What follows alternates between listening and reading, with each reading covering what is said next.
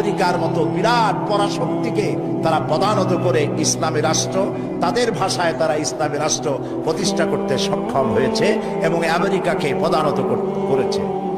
এখানে আয়াতুল্লাহ খমিনীর একটি কথা আমার মনে পড়ে, কি সাহস তার! ইমান আকীদা যাই থাকুক, আকীদার প্রশ্নে আমরা আপোস করব না, কিন্তু এই কথাটা তো বলতেই পারি।